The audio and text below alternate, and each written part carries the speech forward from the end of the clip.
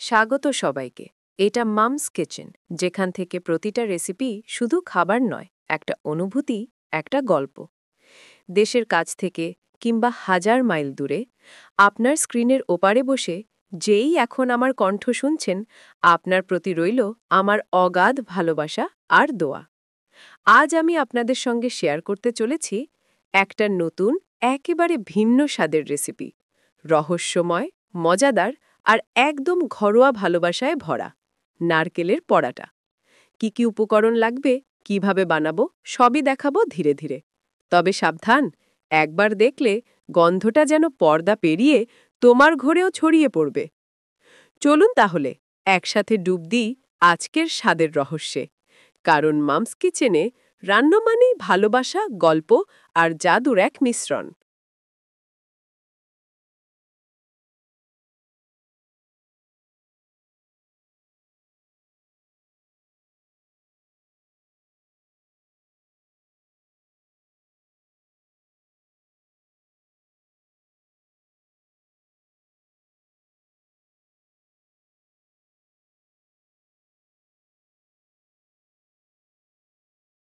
নুন, চিনি আর সাদা তেল দিলাম মাপ মতো, মন মতো।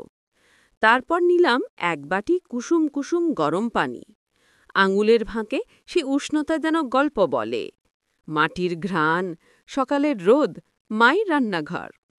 আদাটাকে মেখে নিলাম ধীরে ধীরে, ভালোবাসায়, যত্নে। প্রতিটা চেপে ধলা মুঠোয় লুকিয়ে রইল ঘরের উষ্ণতা। চুলোর ধোঁয়ায় ভেসে উঠল এক চেনা সুখের গন্ধ। গ্রামের আকাশের নিচে কাঁসার বাটিতে আলো পড়ছে। চুনার বাসে বসে আমি যেন সময়ের সঙ্গে কথা বলছি। ময়দার বন্ধ, নুনের স্বাদ, চেনা হাতের ছোঁয়া। এভাবেই গড়ে ওঠে এক টুকরো সংসারের গল্প। ছোট ছোট লিচি কেটে রাখলাম, টাটকা, দুধের মতো সাদা। তারপর নিলাম এক মুঠো আটা, যেন সকালবেলায় রোদে গরম হওয়া মাটির মতো নরম। হালকা হাতে বেলনটা চানালাম, ময়দার গায়ে গায়ে ধুয়ে গেল ঘরের মায়া।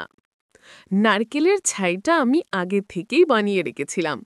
চুলার ধোঁয়ায় ভেসে আসা তার গন্ধে মনে পড়ে গেল গ্রামের বিকেল, যখন মায়েরা উঠোনে বসে নারকেল গুড়িয়ে গল্প করত।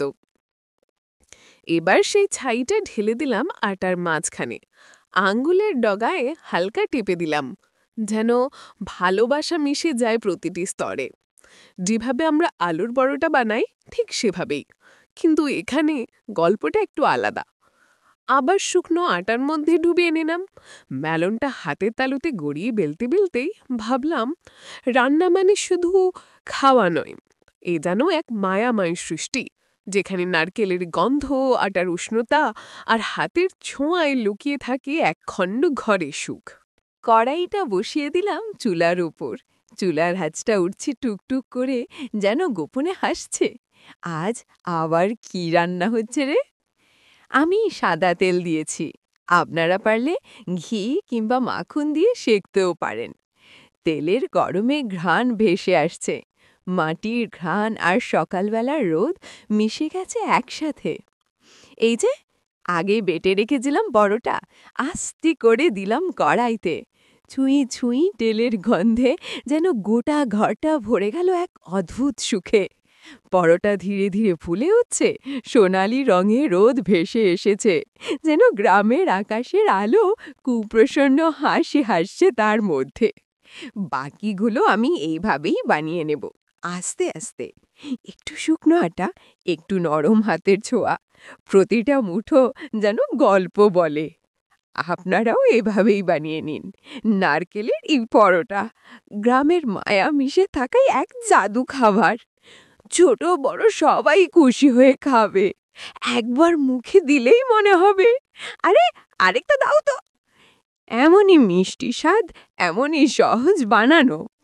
মাত্র 10 মিনিটেই তৈরি হবে এই নারকেলের পরোটা। গরম গরম খেতে বসলে মনে হবে বাড়িটা যেন আবার পুজোর সকালে জেগে উঠেছে। চুলোর পাশে হাসছে মা, আর বাতাসে ভাসছে এক চেনা সুখের গন্ধ। হাসির ফাঁকে ফাঁকে বলো তো, খাওয়া শেষ হলে মনটা কি একটু হলেও ভালো হয়ে যায় না? বন্ধুরা, যদি এই ছোট্ট রান্নার গল্পটা আপনাদের ভালো লেগে থাকে তাহলে আমাকে লাইক, কমেন্ট আর শেয়ার করতে ভুলবেন না। আর হ্যাঁ, আমার চ্যানেলটা সাবস্ক্রাইব করে রাখবেন, কারণ আরও নানা রকম মজার, হাসি আর গল্পের ভরা রান্না আপনার জন্য অপেক্ষা করছে। আপনারা চাইলে ঘুরে আসতে পারেন আমার রান্নার জগতে। নতুন নতুন রেসিপির ছোট্ট ছোট্ট আনন্দ আর গল্প খুঁজে পাবেন। আমার নতুন নতুন রান্নার গল্পগুলো আপনাদের কাছে পৌঁছে যাবে, প্রতিটা টুকরো যেন মুখে হাসি ফোটায় আর মনটা ভরে ওঠে। আমার অনেক অনেক ভালোবাসা আর দোয়া রইল। আপনারা সুস্থ থাকবেন, ভালো থাকবেন। আল্লাহ হাফিজ। আবার দেখা হবে পরের ভিডিওতে। আর হ্যাঁ, আপনারা কি খেতে চান সেটা কমেন্টে জানাবেন, তাহলে আমি বানাবো, ঠিক যেমন গ্রামের আঙিনায় সবাই মিলে খুশি হয়ে বসে গল্প শোনে।